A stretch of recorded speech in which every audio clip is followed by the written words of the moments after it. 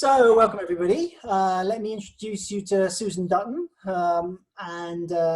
She professionally is an emotional intelligence coach.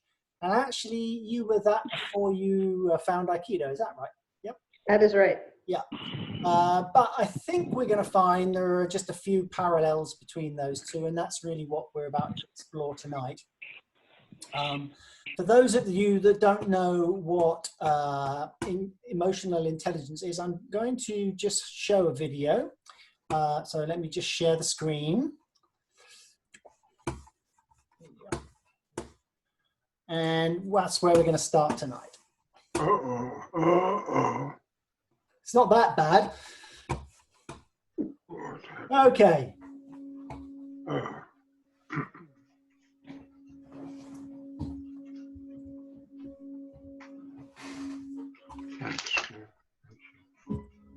Sadly, we live in a world where our basic needs of security and sense of safety is being challenged.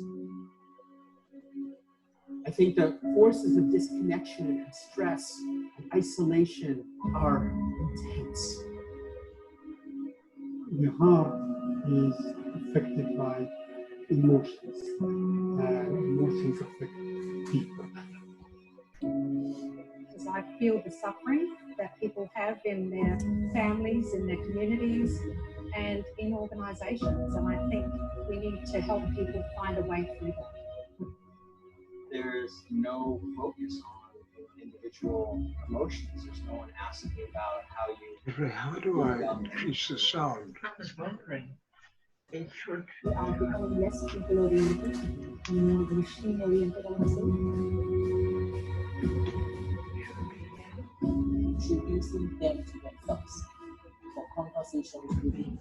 That is usually the process where you meet who you are.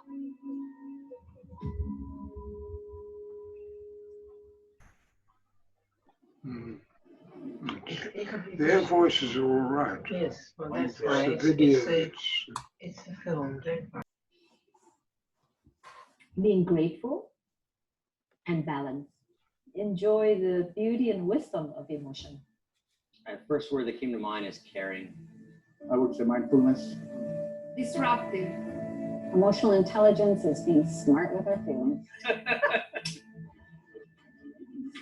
Good morning.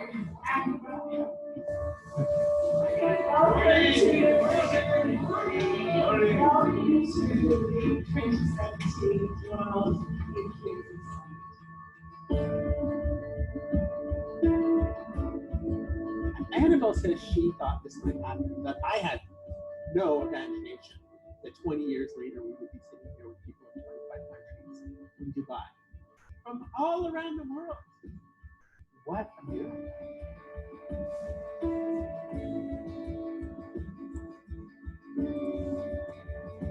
Conferences. For those of you who are new, just take seconds who think you come here today to sit and look and listen. You are wrong. You will be very much involved. You will be into an interactive part of co-creating. It's that We all have feelings, and we can be emotionally idiotic or we can be emotionally smart. I strongly believe emotional intelligence is a lifestyle. You do it every single day. So the research says that people don't leave organizations, they leave leaders. If you as a leader, if your actions inspire others to dream more, learn more, and do more, become more, then you are a true leader. Optimism is a massive part of achieving your goals. You have to create possibility. Especially large organizations, there's a huge issue around trust. I think it diminishes organizations overall. So for me, it's holistic. You bring it to all aspects of your life, and I think in some ways that's life saving. From process skills and knowledge skills, it will all come down to interpersonal skills, which is the emotional intelligence that we have. And there's nothing like people. Emotions drive people, and people drive performance. So that connect came beautifully.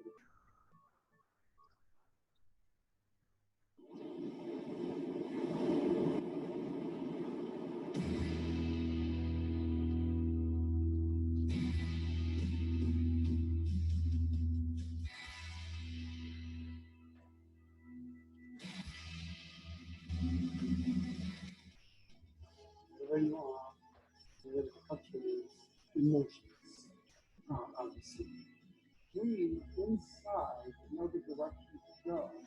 The question would be, how do we get there?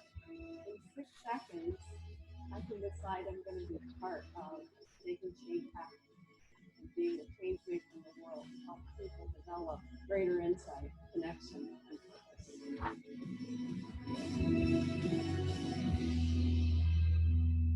And actually, that whole idea of emotion and cognition as two separate things is completely a myth. There's no such thing as thought without feeling. And there's actually no such thing as feeling without thought. I'm committed to social and emotional intelligence because I know that the impact that it has on my life, and I know the impact that it can have upon me. EQ is giving you permission to be me. Because it just helps you to be intentional, to really think through, what do I really, really want out of this moment? That's how response very speak. They don't speak to me. They know my intellect can be hijacked by my ego. Emotions guide the heart. That's what it comes together.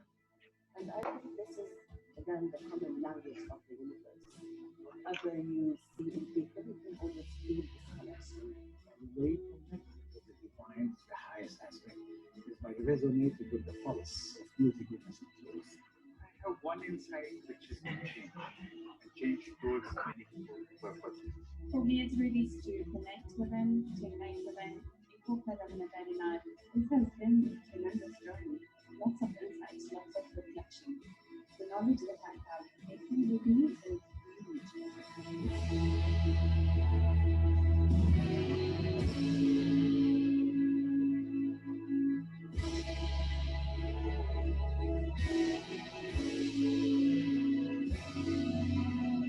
The more we learn about how the brain works, the more equipped we are to make our meaningful choices and to use our emotional intelligence to the best of its ability.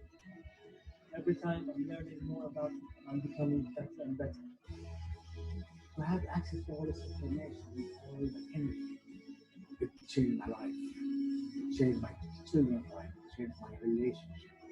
It made my business so much more vibrant, more successful, more meaningful, more purposeful.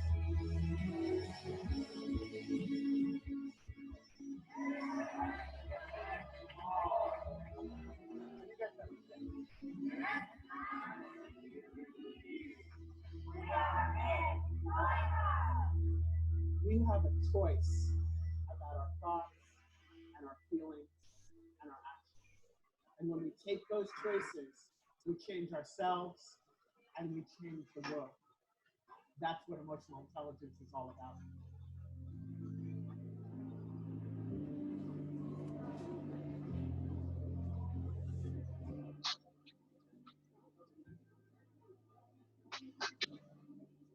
What are we doing? Sum that up. Which is your favorite part? Okay. Let me stop that share. So that's the second time I've watched that video today. I actually have to find, I find it quite moving. And I think before we start, Susan, I'm going to just open this up to everybody and just see what sort of response that had from you. What happened with you when you saw that? Someone got a volunteer? Or didn't you have Finn? Good man. This maybe shows where my emotional intelligence needs work, but I initially had a gloss between the slick presentation and I couldn't quite get a grasp on the substance of it. So there's a disconnect between the subject and the presentation there for that on that video for me. Okay. Anybody else? I'm afraid I could hear nothing. Oh. No, there was some sound, but I was searching for a place to switch up the sound, but couldn't find it. Okay, no idea why that happened. I assume everybody else could hear it. I can hear you perfectly. Yeah, okay. I must say I had a garbled delivery too, so I missed a lot of it, including flashing same, pictures, so I don't know why. Yeah. Okay, well, that's something I've learned through share screening. Just sometimes maybe the bandwidth isn't enough to translate it. And it's a pity because there's the second question I would have asked you is, what words did you hear that you related to Aikido? which if you didn't hear it, you're going to struggle with, but hopefully some of you heard it. Oh, none of it. Okay. No, didn't hear it. Okay, well, there's something about thought and feeling there, which they're not opposites. I'm going to suggest you do watch it in your own time. So I'm going to put the link in the chat because I think it's well worth seeing. Do you remember there was a thing, Quentin, when I tried to run a video and you had to do something with the sound? I don't know what happened there. So pity. Someone should have stuck their hand up and said, I can't hear a damn thing. Next time, help me out, guys. Okay, there were an awful lot of words in there, like connection and balance. What else was there, Susan? Because my mind's got a blank after that. But a lot of other words there that immediately made me think of Aikido. Awareness, mindfulness, to name but a few. So let's go back to you, Susan. So you found emotional intelligence after a pretty successful corporate career. Yes. And you presumably wanted to pursue this because you could see the disconnect between what was going on typically in business and what you'd found through this emotional intelligence coaching. So yeah, I think that business principles can easily overwhelm relational principles. And while I loved the challenge of my work in business, I didn't love some of the negative effects on people. And I thought, I thought there must be a better way. And I came upon emotional intelligence, and the more I studied it, the more I realized that this was sort of the equivalent of the human theory of everything. This is what makes you succeed or fail in business. This is what makes you succeed and fail at home. This is what makes your life rich and wonderful or difficult. And, not that external circumstances don't affect us, they do, but as Viktor Frankl observed, in the end, the last freedom given to us is the freedom to choose our attitude in any given circumstance. And that's about emotional intelligence. Yeah. And I think like Aikido, it starts with changing yourself and your responses to things. And that then springs out into helping to improve your relationships on a one-to-one, and then bigger and bigger and bigger until, if you can get the message translated out, everything becomes a little bit more healthy. Is that a fair summary? Yes, indeed. Okay. And of course, when I started Aikido, although I was doing what the typical beginner did and thinking, okay, where am I supposed to put my foot? Where's my hand going? What is my center? But I was also amazed at how the physical principles really illustrated the emotional or psychological principles so well. Right. So do you want to draw a few parallels for us there? Sure. You can see the mind at work in technique, right? You can see the mind and character of the person come out, especially beginners when they come on the mats, right? There's the beginner who wants to just overpower everybody and use a whole bunch of muscle and force to get through the technique. And then there's the paint by numbers beginner who goes, okay, step 1, move, step 2, move, step 3, move. There's the beginner that overanalyzes everything, and then if they can't get their mind functioning, they can't get their body moving, and these are all things that happen inside of us on other levels as well. So in the practice of business, you inevitably you reveal yourself, because you can't hide every day 9 till 5 and be someone different. And I always feel you can't hide on the mat either. Your real self is revealed there. So it's quite a nice parallel, I think. And what you find, it's up to you whether you decide to change it or not. So were you actually employed by somebody when you found this and you began to implement it into the business, or did you kind of walk away from business, find this, and then go back to business? Well, I was actually, I had, it was the third decade of my business career. I had taken on the helm of a nonprofit, so I was the executive director, and the nonprofit's function and mission was to sort of do something about the atrocious divorce rate and try to strengthen relationships. And you know, I learned all kinds of tools for that. There's many, many communication tools and great programs, but there's a slight problem with all of them, I found after a while, which is the best communication tool in the world cannot overcome the built-up hostility toward each other that married couples get into when their relationship isn't going well. You know, great communication just makes me more skilled at wielding the knife, but it doesn't change my desire to use the knife. Yeah. And so I wondered, okay, how do I deal with that? How do I address this underlying antagonism and get them to a place they're coming, searching for some support, and yet, you know, they only have one foot in that camp and the other foot is in the camp of I got to protect myself and I've got to punish you for all these years of suffering. So when I found emotional intelligence, it was kind of a eureka because it nicely tied my business self and my social science self together.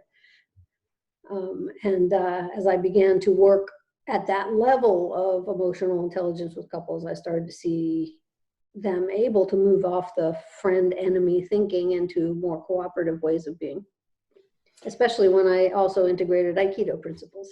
Right. Would it be possible to give a simple example of how you brought a warring couple together by some of the techniques that you use? Sure. Well, just take a simple one. Imagine, you know, one spouse standing facing the other and extending the arms as we like to do in Aikido. And so I will start the illustration about how we are all responsible for our own emotions, even though we tend to blame our spouse for our emotions, but we're really responsible for our own, by having them grab onto each other's hands, but doing so from an unbalanced position. So I have them deliberately go unbalanced and then grab the other person's hands. And then I say, okay, what does that feel like? And how would you describe a relationship that has this kind of dynamic going on? So you can imagine some words that might come up. You know, if I'm off balance and I'm hanging onto your arms, what are you going to feel, Quentin? Uncomfortable, fearful, uncomfortable, distrusting, perhaps. Yeah, and it feels heavy, and you don't want to go on supporting me, and all of those other things. And I also know it. I know I'm dependent on you for my balance, and that doesn't feel good. And then I'll have them go to Shizentai and grab onto each other, and oh yeah, that feels pretty good, only because they don't know about Hanmi. And then when I finally have them take Hanmi and connect, then suddenly it's like, oh, this feels completely different. This is real connection. This is real cooperative connection. And I don't feel vulnerable, and I also don't feel like you are a threat to me anymore because I have my own center. I have my own stability. And I'll incorporate little things like a little bit of a light push, you know, in each of those positions. And, you know, what's your story about the other person? If you're already off balance and you get a light push, emotionally, what do you say about that person? He's a bully, she's so mean, you know, whatever our story becomes. And then when they get into Hanmi and find that a light push does nothing, I find that rather than going to explain the whole theory of emotional distancing and why it's necessary, they can feel it in their body, and the light bulb just turns on. So how do you then manage to switch them so they understand the concept of what it needs to, what their relationship needs to feel like, emotionally as well as physically? How do you then introduce techniques that get them to treat each other in the way that provides that necessary balance and connection? Well, first of all, disclaimer, I'm not a miracle worker. I can show them the way, but only they can practice. I've heard that before. But, you know, when they get it, then we can talk about situations that they're going through in terms of who's feeling that push, who's feeling that pull, who's feeling off balance, who's, you know, right. And they can start to take ownership of things like, oh, I see that I was blaming you for my feeling, but I really need to own it. Got it. Okay, so you just gave us a beautiful illustration of how the somatic or embodied feelings within Aikido can really help in another domain. A very powerful tool for making a point. Did you have those tools available when you first started emotional intelligence coaching, or did you start Aikido and think, hey, there's something useful I can use here? Yeah, the second one. Right. Yeah. So I guess I have to ask you, why did you come to Aikido then?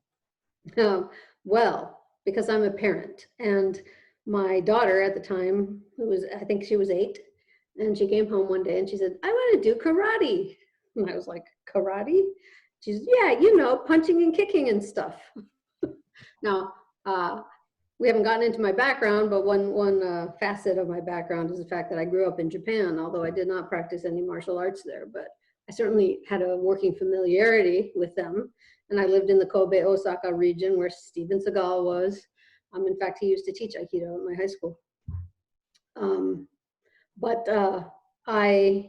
I considered this 8-year-old, and I thought, I don't want you to have a black belt in 2 years and think you can do something when you can't, just because you've learned a bunch of kata. So I looked to see if there was Aikido in Green Bay, and I found one. And when I called to ask about children's classes, they told me they had a rule that if there's a child going to a children's class, there has to be an adult member who also practices. And what don't we do for our kids, right? That's emotional intelligence for you. So I started, she quit after a year, and here I still am. Okay, so let's talk a little bit more about the parallels you see between Aikido and emotional intelligence, and what particularly you find powerful about the one that helps the other. And I guess it's a two-way process. Mm-hmm. It is. I sometimes, will say it in the reverse way on the mats with my students. They'll be doing something and I'll say, this is just like, on psychologically speaking, we have to do X, Y, Z. So I mix them in both domains. I mix them. I can't help it. But I think, take, for example, the construction of a technique that was taught by Akira Tohei Shihan. He was the one that founded the Midwest Aikido Federation in Chicago back in the late 1960s, early 1970s. And he taught that there were 3 steps to constructing a technique. 1 is make 2 lines. In other words, make 2 different lines. 2 is make harmony, and 3 is stay safe. Okay, so those are principles that I folded into what I now call EQ-Do, and the link you showed to that video is on my EQ-Do site. But I can think of, or I attach certain principles for conflict resolution to those 3 physical principles. Okay, so can I talk through those a little bit? I would be delighted if you would, because I was going to ask you to do just that. Okay, so the first one, make 2 lines. On the physical level, what does that mean? Why do we make 2 lines, Quentin? I was hoping you were going to tell me that. Well, here's the freight train coming down the tracks. Do we ever put our hands up and say, stop, train, stop? Yeah, absolutely. So you've got it going, you're working in the same direction, or at least have the chance to. Yeah, so you go off on an angle, you take a vector, you go to a 45, you go to a 180, you do whatever you do physically so that you're not head on into the incoming force. Got it. So that's the first step of constructing any technique. Make 2 lines, get off the line, right? We say all the time. So for me, what on the emotional level, what often happens in conflict is, I'll just use an example of a husband and wife coming home at the end of the day, and they're both tired. And she says, let's go out to eat. And the guy says, are you crazy? I just got home. I don't want to go anywhere. And then it starts to escalate. Well, you never want to go anywhere. You never want to do anything. You're right. And they're off to the races. So they haven't made 2 lines. They're doing a tug of war over whether they're going to stay home or go out. They're on the same line fighting over the same question.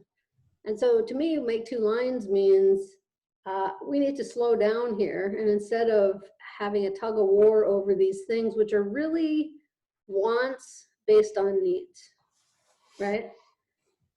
Instead of getting trapped into a tug of war on the same line, the first thing that has to happen is we need to remember there are two individuals that each have their own needs and their own wants. And let's start by clearly identifying the wants. So what is it you're seeking? So let's just role play with me, just have fun. I'm the wife. I came home and said, let's go out to eat. And you said, no, I want to stay home. I just got home. I'm tired. Yeah, I'm just so tired. I don't want to go out. Yeah. I'm exhausted. Yeah, I'm exhausted. So, okay, you are exhausted. You don't want to go out. Well, I'm also exhausted, and I really don't want to expend the energy to both cook and then do all the cleaning, washing up afterwards. So, that's my goal. What's your goal for staying home? My goal is to not have to feel I got to be chatty and be bright with everybody, and I just need to veg out tonight. Okay. It sounds like you need to too. I need to veg out. I need relief from tasks. You need relief from chattiness with people. Okay?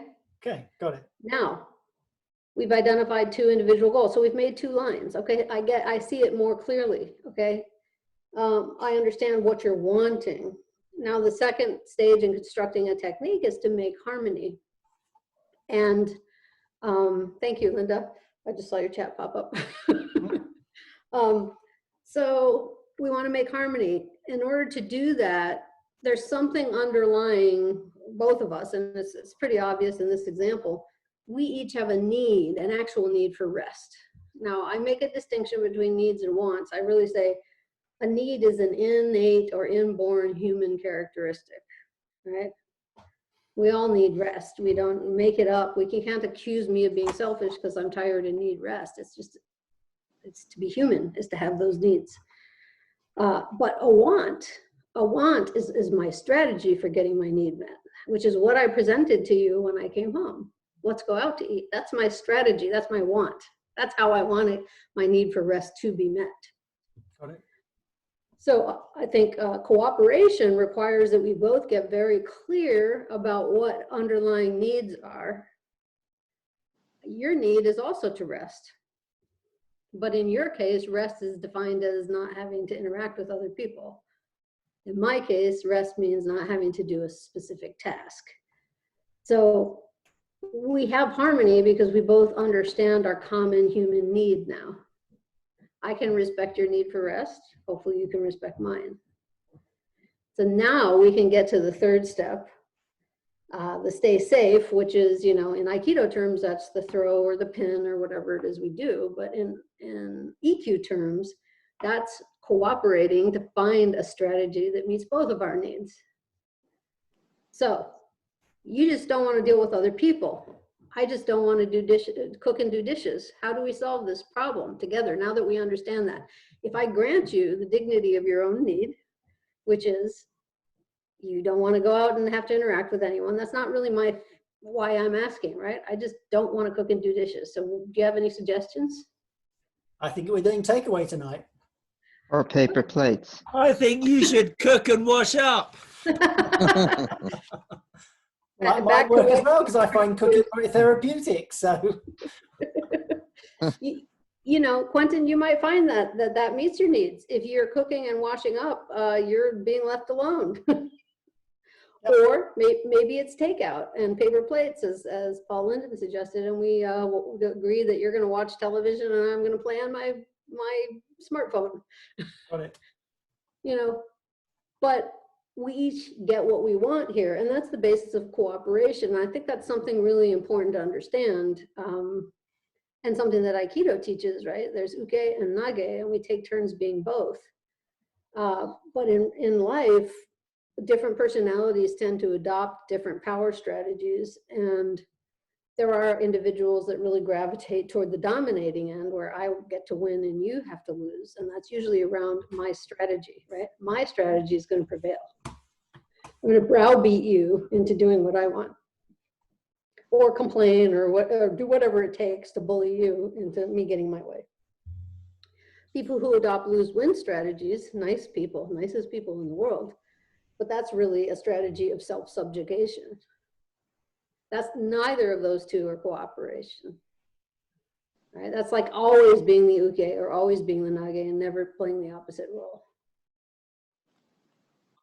So how does this play out when you're working with businesses? There's all kinds of parallels in business. You know, the person who wants to win every argument at home doesn't suddenly go into work and become a compliant, you know, agreeable sort. It's the same dynamic. It's just transferred to the business meeting and whose idea is going to prevail, or, you know, it's I'm going to have my department win at all costs, and therefore I don't care if you had something planned with your family this weekend, you're going to work overtime. Right. You know, so when you've got a dominating persona like that, the last thing I would imagine they want to do is talk to you saying, look, you arsehole, you've got it completely wrong. So how does that conversation begin? well, you know, if I talk to people about these power dynamics, I will say, well, which one do you think you gravitate toward most? And there's one I've left out, which is the lose-lose, otherwise known as passive aggression, which everyone hates. Okay. But most people will actually be able to pick themselves out quite readily. And you'd be surprised the number of dominating personalities who say, oh yeah, I'm the win-lose, I know I am. Now I've run into a few who won't say that. They say, well, I can be either, I can be any. One woman in particular, I remember, was causing a lot of trouble in her department at business. And I said, so you think you're all of them and you can't pick one you use most often? No. I said, okay, well, I'd like to ask your coworkers what they think you are. Well, I know what they're going to say. Oh, you do? What is it they're going to say? Well, they're going to say I'm the win-lose. So she knew, she just didn't want to admit it. And how did the conversation go from that point? Presumably you said, well, if that's their perception, perhaps that's what we need to work with or something.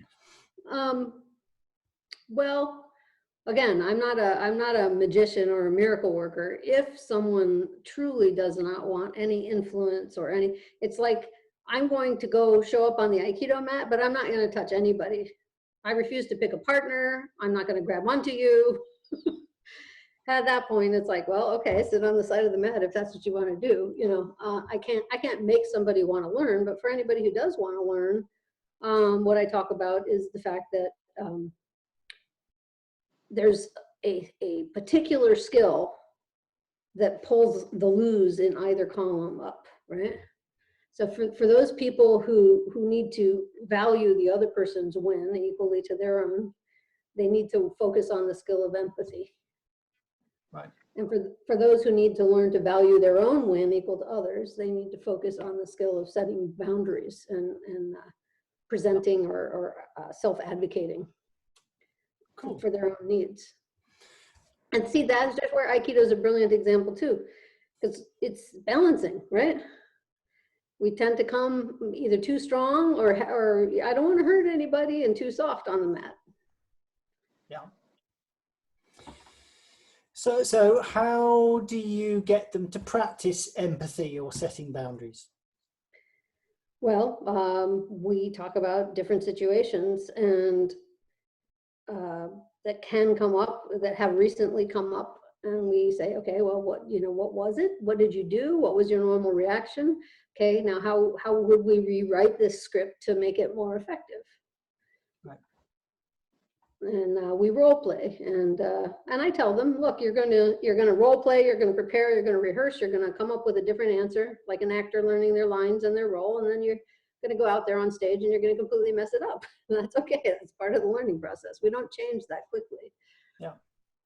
There seems some obvious parallels with practice on the mat, though. Yes. Yeah. Well, and our brains have an error rate. At least mine does. I mean, I can do an Aikido technique 10 times in a row very well, and the 11th time I'll completely muff it up. I don't know why, but I just do. I don't think you would be unique in that. I think that would be a fairly common experience. It's going great, and then you change partner, and all of a sudden it won't work at all.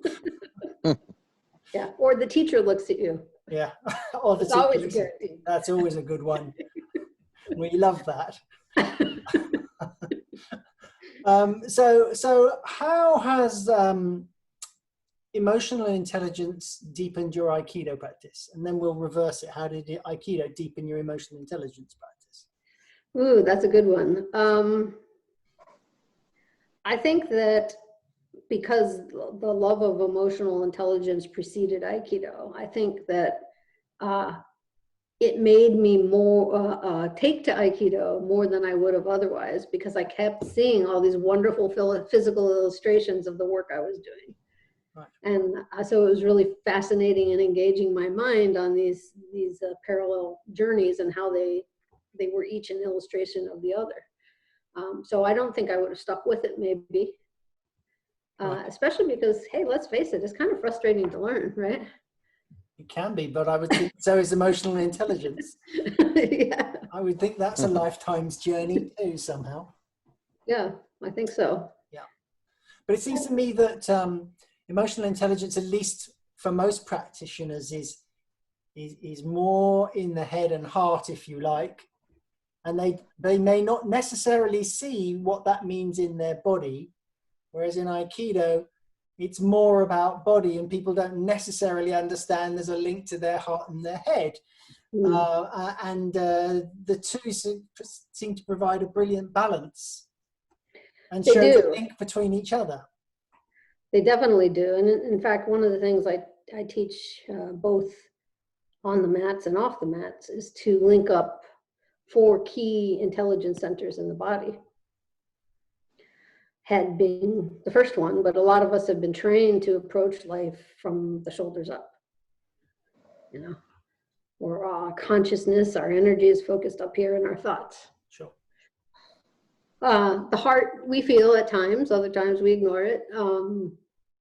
But one of the things they said on the video that kind of came through on the sound was, you know, you can't have thought without feeling or feeling without thought. They're really one. And, you know, our practice in Aikido is to try to integrate the body and make it one. Yeah. Well, same thing here. We're trying to integrate these wisdom centers. So we have head, we have heart. I also teach people to learn to listen to their gut, and then finally their one point, their dantian or their core. All of them, all of those parts of the body have a unique kind of wisdom and intelligence that they have access to. And to me, the definition of wholeness, oneness, integrity is when all those parts agree. They each have their different perspective and contribution, but we feel conflict when my head says one thing and my heart says another. Or maybe my head and my gut have a problem, but my heart doesn't have a problem. And the core is all about, you know, stability, safety, and survival. A lot of times people, when they go down to the core, say, oh, we're going to be all right. But up here, I'm having this argument in these different parts of myself. And that's where the feeling of stress comes from. Right. So how do you get people to recognize where the conflict is arising? Is that simple? Check in. It's mindfulness, like we talked about. Slow down, stop, check in. What is your head's perspective on that? What's your brain or mind perspective on this? What are your thoughts saying? What are your beliefs saying? Then how does your heart feel about it? Let's just let's take another example. Let's say your career, your work, or whatever it is you do as a vocation. Your mind has thoughts about it. I love this job. I hate this job. But this job is okay. I have to do this job for the money. My boss is awesome. My boss sucks. You know, whatever it is, right? We got a story going on in our mind. If you drop again into your heart, you're going to find that your heart has its own perspective and reasons about that vocation. Okay? And it's meeting needs, it's not meeting needs, it's making you feel connected or not, or you've got a passion or a love for it, or, you know, whatever is going on with you. Drop again into your gut, there's your intuition kicking in. Intuition tends to say things like, you know, this really isn't the lifelong path for me, or this is, I'm totally in the right place, or, you know, I have a feeling that this, I'm going to end up getting fired from this position because it's not going well with my boss, or whatever it is. And then finally, you know, so all of those different parts have a perspective. And if you just slow down to check in, you'll suddenly find out like, oh, my mind and my heart are settled, but my gut is unsettled, or whatever it is. And then that gives you a direction for self-inquiry to identify needs, which are the heart of everything we do.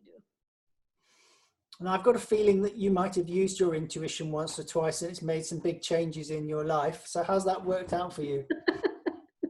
Well, I call it the little voice, right? We all have it when we slow down and listen. And, you know, whenever I've listened to the little voice, I've been very happy I did. And there's times when you think it's your own thoughts and you don't pay attention to it. And later on, you're like, I should have listened. Little things to big things, right? But yeah, when I listen, I usually end up very happy that I did listen. Yep. And that feels like acting from my own center. That feels like doing technique from a balanced place. Sure. Great. So I'm going to open this up to people to, if they have any questions. I feel there must be one or two. I do. Yes, Steve, go for it. When you are training, so to speak, or therapy, do you join the mind and the body as a whole as one thing, or are you feeding one off the other one to learn, you know, to pick up different information? Now, in my case, I would feel somebody move, so I would know what state of mind they're in by the movement that they make. Mm-hmm. Okay, so if somebody can see, are they looking at the whole thing? Usually not in the beginning, right? In the beginning, we get kind of tunnel vision. We get focused on details. We get focused on things we don't like. That's the first thing most people are in touch with emotionally is I don't like that, right? I don't want that. No, it doesn't. No. And I find as a coach, when I say, well, what do you want? Oftentimes people have difficulty answering that question. Right. They're much more in touch with what I don't like it. I don't like that. I say, okay, you've eliminated one possibility. There are now 10 million others. Right. Versus being able to say, I want this. Now I've eliminated 10 million possibilities and settled on one. And it's far easier for someone to cooperate with us when we're clear. Mm-hmm. So usually I find that people start off in a conflict situation or with a problem disconnected. The different parts of themselves are fragmented. They haven't really inquired of all of those different parts. They haven't really slowed down. They just feel the conflict between them. Mm-hmm. So it seems to me, you know, Steve's blinding. I think you probably knew that. But, you know, sighted people very often are really lousy at seeing. They don't really see. Whereas Steve, who doesn't have sight, is probably much more perceptive on the other things that most of us miss. Do you think that's true? Yeah. Yeah, slightly, yeah, because your perspective on a different, not different level, but different way of doing the same thing. Mm-hmm. Collecting the information, it's faster because you feel more when you can see it. If you put a burner on a cooker and it's on, you can feel the heat before you actually see it. Sure. So therefore, you're gathering energy very much quicker than you can if you look for it. Mm-hmm. Interesting. Jamie, did you still have a question? I No. do. I do. Hi, everybody. Hi. 5 more days. I'm going to be Yay! I'm getting there. Oh, I can almost smile, but I'm going to get these braces off. So we're getting close. Anyways, hi, Susan. Hi, Jamie. I don't know. Quentin, did you mention that Susan has joined our board? I did. Well, I put it in my original Facebook posting. Yeah. Oh, good. Yeah. Anyway, it's wonderful to have Susan working with Aiki Extensions now at that level. Okay, so I had a question. You talked earlier about with clients, like, you can tell them stuff and then you can somatically get them to work with it. And that makes a big difference. So that's, kind of point A, right? Central point. Question is, do you find it that people are willing? Do they like getting physically involved if you're in a session with them? Do they kind of go, I don't know if I want to do this? Do they feel funny, or does it kind of energize them and interest them? So just kind of wondering what your experience has been in terms of people's willingness to engage at that level. Yeah, well, I don't assume ever that they are willing. So that's the first thing, is I always start by asking permission. I'd like to give you a physical example. It would involve you grabbing my wrist. Would you be comfortable with that? So, I always start with that. And one thing that I learned from Paul Linden Sensei is you have to be so very, very gentle with what people can handle in their physical space.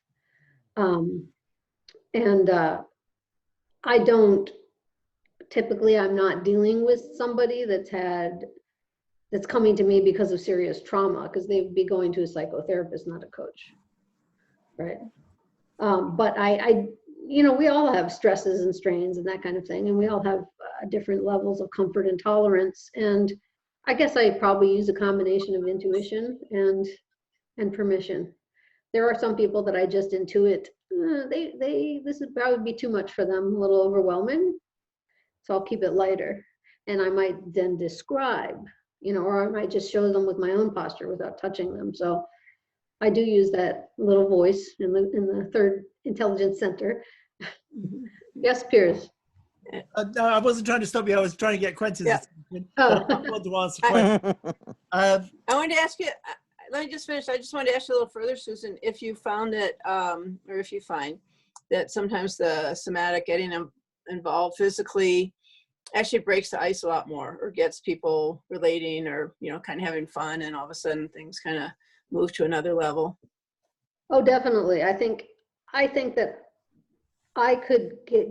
they will learn the insights much more quickly, much more directly and viscerally when they do it somatically, and they will retain that insight versus me sort of lecturing them or trying to get them to study some kind of psychological principle.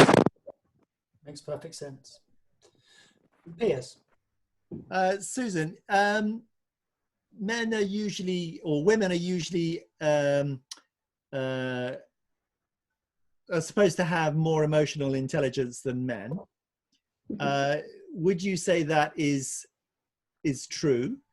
And then secondary question, does it actually, do you find that men who practice Aikido maybe are more on par with women who have a high level of emotional intelligence?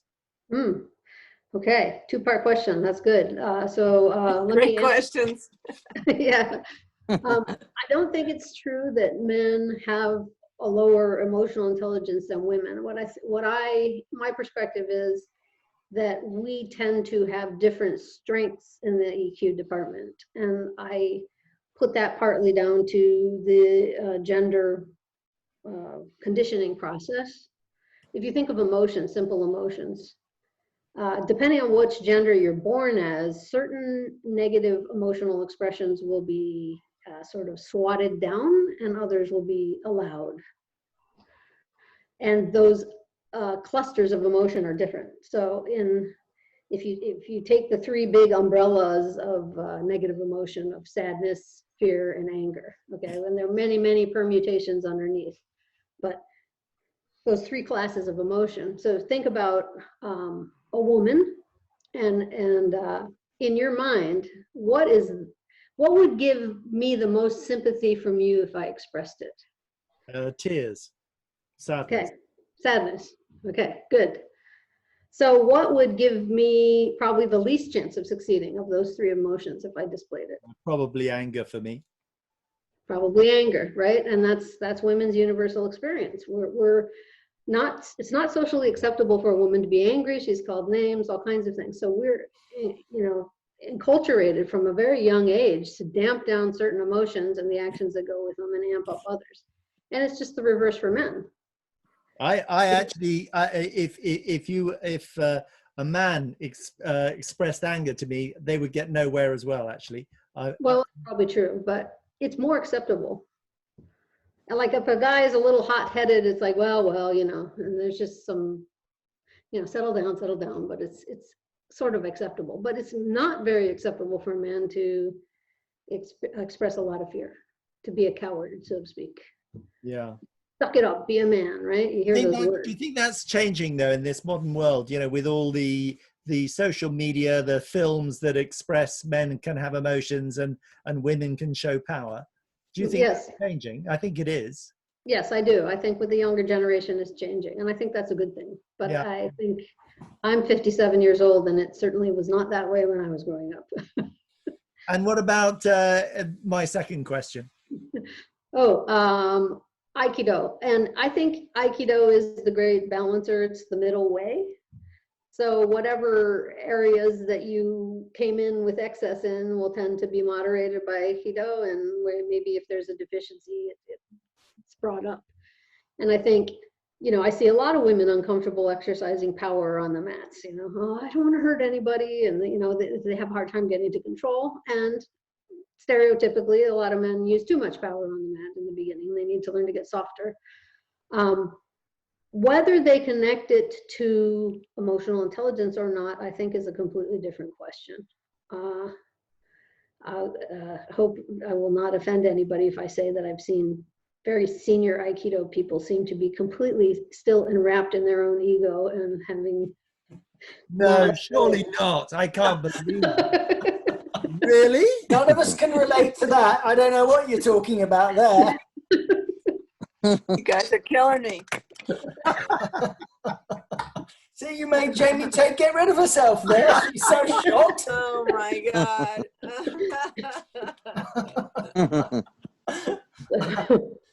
That's an interesting disconnect, isn't it? You would have thought that at least as you became more skilled, even at the technique level of Aikido, that somehow this other stuff must filter in and be part of the reason. But now you come to mention it, I think you're probably right. It isn't necessarily for some. But it can be fuel to the fire on the other side, Quen. Yeah. It can be. It can be. And I think a lot of it depends on a number of factors. The sensei you have, the federation you're part of, the spirit of the dojo you're in, and your own proclivities all play a part, I think, in that. Sure. So do you find there's a difference in cultures? I mean, you talked about men-women differentiation. It's always a generalization, of course, but across different cultures, does that also come out in different ways? EQ? Yeah. Yes. On a national or international level, there's a sort of state of EQ study that's done by the 6 Seconds organization every year. And different cultures have different strengths on EQ as well. You know, that's just generalization again, but like in Asian cultures, for example, people tend to not handle conflict directly, right? And maybe American culture, we tend to handle things too directly, you know? So, you know, in Aikido terms, America's that person that comes on the mat and uses too much power in the beginning.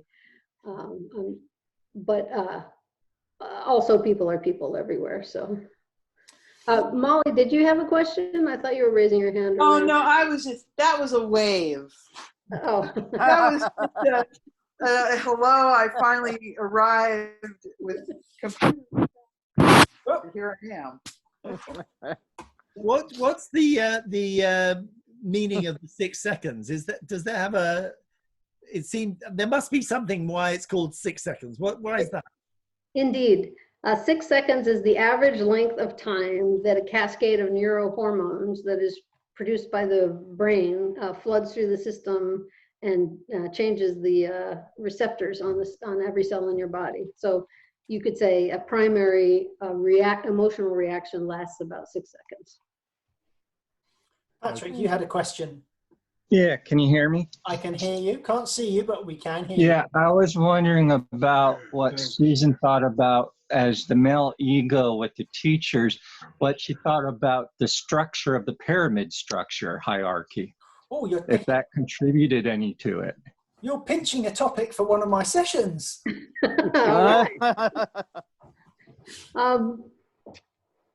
Hierarchy is certainly something that that changes power structures. I don't know of too many places that have actually done away with human hierarchies altogether. I think we're all pretty comfortable in that. I think, again, a lot of factors probably converge to determine whether you're going to treat your ascent in the hierarchy more as, now I have much more obligation to serve and to humble myself and to work on my ego, because to whom much is given, much is expected, or whether you take it the other way and say, I'm all that, man, I got a yondan. Woohoo! Yeah, because I've also experienced it between Kohai Senpai relationships as well. That's why I'm wondering. Yeah, so if that those people had more emotional intelligence, you would hope that that would influence their Aikido, right? Yeah, yes. Thank you. Jamie, you had another question. I would just sort of opine, I guess, give my opinion that in terms of business leadership, that what we're seeing, and there's starting to be a little more emphasis, even since COVID, on the emotional, the EQ component of leadership, and particularly people are talking now about empathy, and that's so important. And one of the things we see, this isn't to be political, but I mean, if you look at Trump, I mean, let's say he lacks just like IQ, but it's the EQ he lacks that's just so intense, just so absurd, you know, and that's just such a problem, I would say. So I just kind of wonder what you are finding, and if you're noticing that, especially since COVID has begun, that people are, and leaders are in business, are talking more about that kind of ability to be empathetic, to care, to identify with where people are at, you know, emotionally, that it's not just, like, as you were saying earlier, it's that the relational aspect of leadership is important, just as the business per se parts are. Yeah, I think that, you know, again, the individual proclivities are just revealed by the pressure of the COVID situation. You know, who you are comes out in every situation. So you know, I know CEOs who are like, well, we're not wearing masks here, and, you know, they got zero empathy, or seemingly zero empathy for their people.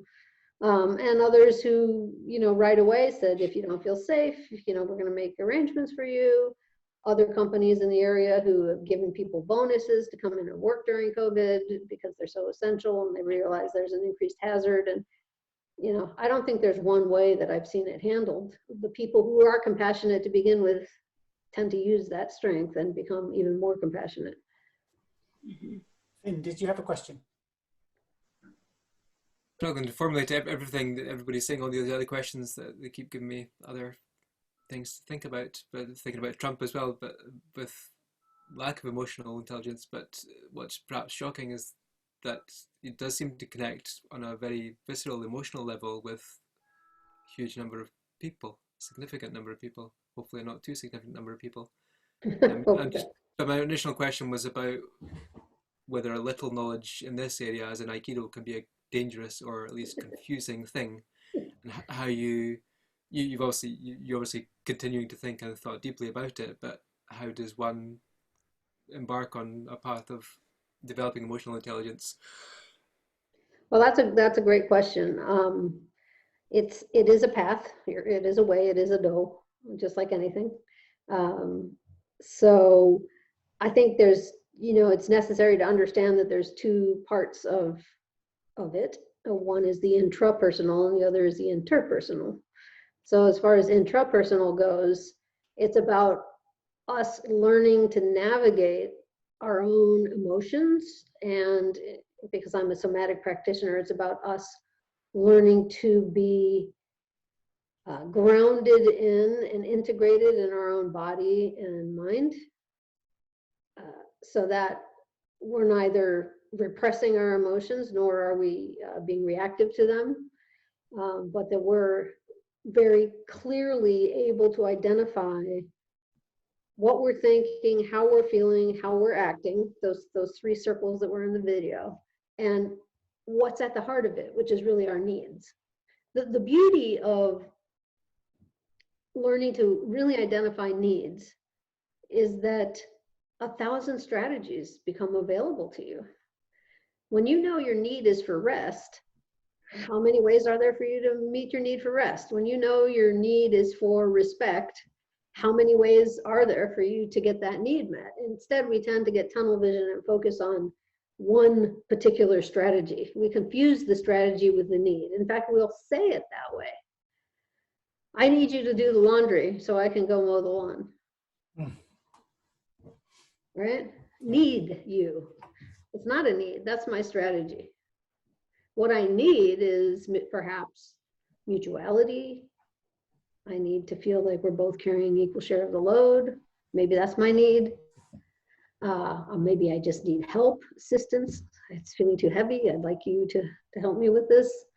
But again, if I make the mistake of focusing on the strategy and thinking that's my need, then I get very rigid, I get very unyielding, and it's my way or the highway. Or I'll tend to interpret your lack of cooperation as you don't care. You don't care about me because I asked you to help me with the laundry and you said no, so therefore you don't love me, right?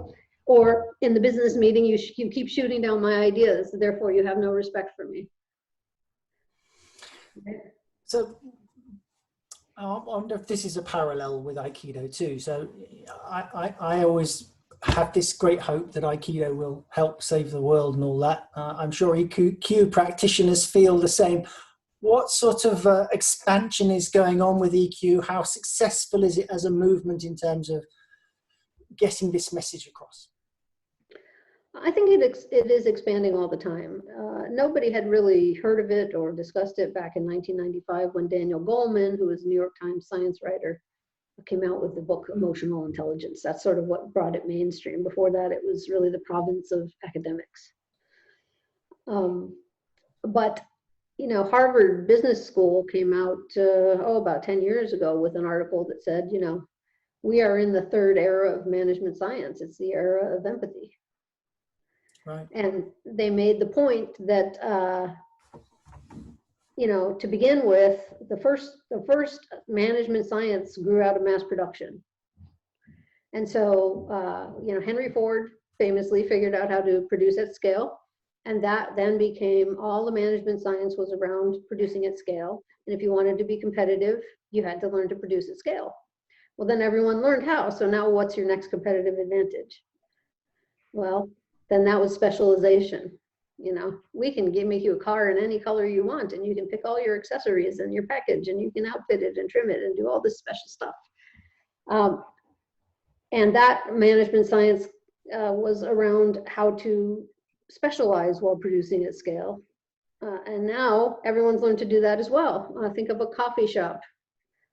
You know, you walk in, you expect your coffee within whatever it is, 60 seconds of ordering, you expect it to be excellent, you expect the flavor and the freshness, all of that. You won't even give them their business if they can't do that. But why do you go to one coffee shop over another now? It's because of aesthetics. It's because of the feeling you get when you're there. It's because of the customer experience. It's the era of empathy. This is now the new competitive edge, is emotional intelligence. So there's hope for the world then. Well, there's always got to be hope, right? Yeah. It ain't over until the fat lady sings. Absolutely. Have you got a few simple exercises which maybe you practice on a regular basis to sort of enhance your emotional intelligence skills that you could share?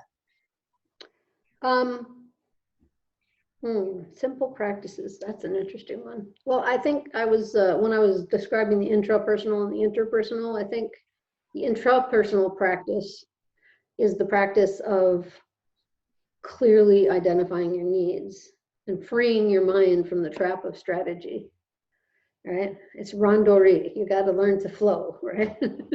So instead of dealing with one particular attacker and one particular attack, you have to learn to really identify that baseline need. And there's no known definitive list of human needs, but there are some suggestions you can go find at the Center for Nonviolent Communication. They have a needs list and they have a feelings list. Feelings are what we experience when our needs are met or are not met. Okay, so clarity on needs, your own, is the starting place. And then on the interpersonal, I think it's important for you to identify, you know, which column you need to emphasize the win in more. If you know that you tend to be a bull in a china shop, a steamroller, you tend to roll other people and leave emotional destruction in your wake, you need to really focus on empathy, which means you need to go find the skills. And the best practice for developing empathy is called listening. Listen to the other people around you. Really, truly listen to them. Stop talking. Stop pushing your own agenda, and start finding out what's in their heart and what their true needs are. So we just come back to the needs for a second, because that seems to be really central to all of this. Mm-hmm. Do you develop a practice of saying, well, what do you need here? Is that kind of an automatic question that you tend to come up with? Yes. What do you want? What do you need? What can I do? What are you asking for? But also reflective listening. It sounds like you're really frustrated about X. You know, here's a guess. Would this help if I did X? No, that's not what I need at all. Okay, what would help, right? So there's some investigation work that has to be done. That's if you fall into the win-lose camp. If you're more of a lose-win person, you need to develop the courage to speak up, which again starts with that clarity about your own needs, and then the courage to start asking for your needs to be met as well as the other person's. Yes, I can see that it would be very important to you. Let me add that this is also very important to me. Let's see if we can come up with something that will meet both our needs. Beautiful. So I'm going to ask if anybody else has any comments or final questions, but I think otherwise you've really done a great job tonight, Susan. Thank you so much. It's been really good to listen to you and to see those parallels and see how those two practices have strengthened each other, because I think they definitely have. Any final questions or comments? Terrific session. There you go. My big bro says it all. Okay, well then it just remains for me to thank you all for coming once again. And next week, we don't have a guest. How do we fancy tackling hierarchy in Aikido? Its benefits, weaknesses, etc. Why are we so hierarchical in Aikido? Is it doing its job? Whatever you say, Sensei.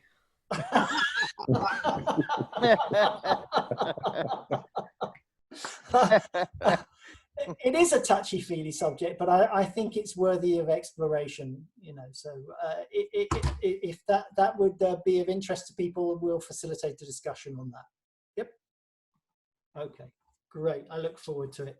And Sean, just so you know, I have got your email, and I will read through them, and I'll see what we can pick from that.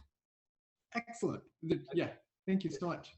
All right. So thank you one and all. Thank you especially, Susan, and good to see you're still on the mend, Jamie. Thank you, Susan. Thank you. Thank you. Thank you, Thank you, Susan. Wonderful. Thanks. Yep. Yep. Thank you, Susan. Thank you, Quentin. My Bye.